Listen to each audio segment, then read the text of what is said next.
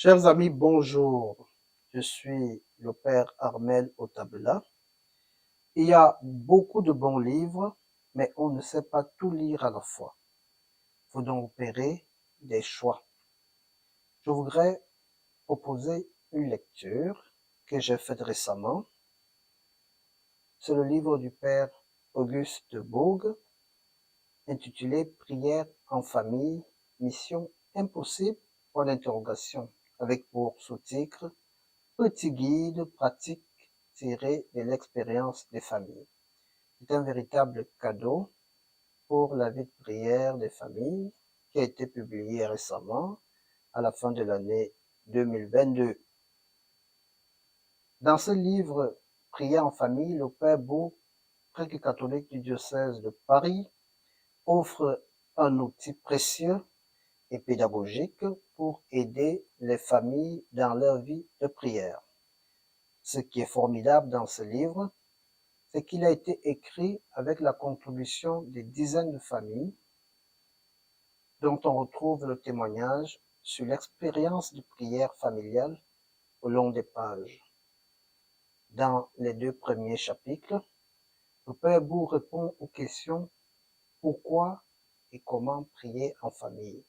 Le troisième chapitre montre comment surmonter les difficultés de la prière en famille en donnant des recettes précises et simples. Et les deux derniers chapitres relèvent comment prier en famille en s'appuyant sur l'année liturgique d'une part et les événements de la vie d'autre part. J'ai beaucoup aimé le premier chapitre, pourquoi prier en famille. D'abord, pourquoi prier tout court? Eh bien, parce que la prière est la respiration de l'âme. C'est elle qui nourrit cette relation d'amour avec Dieu, si essentielle à notre vie. Nous prions aussi parce que c'est le désir de Dieu lui-même. C'est lui qui veut cette rencontre avec nous et c'est lui qui nous la demande. Voici, je me tiens à la porte et je frappe. Si quelqu'un ouvre, j'entrerai. Apocalypse 3, verset 20. Pourquoi prier en famille? L'auteur donne 8 réponses. Premièrement, par la prière, les parents conduisent les enfants à Dieu. Jésus avait bien dit, laissez venir à moi les petits enfants. Mais, par la prière aussi, les enfants conduisent les parents à Dieu. Et le conjoint conduit sa conjointe à Dieu. Et vice-versa. Deuxièmement, la prière construit la communion et l'unité de la famille. Troisièmement, dans la prière, tous, parents et enfants, se sentent enfants de Dieu. Ils sont devant Dieu comme des enfants, ce qu'ils sont réellement.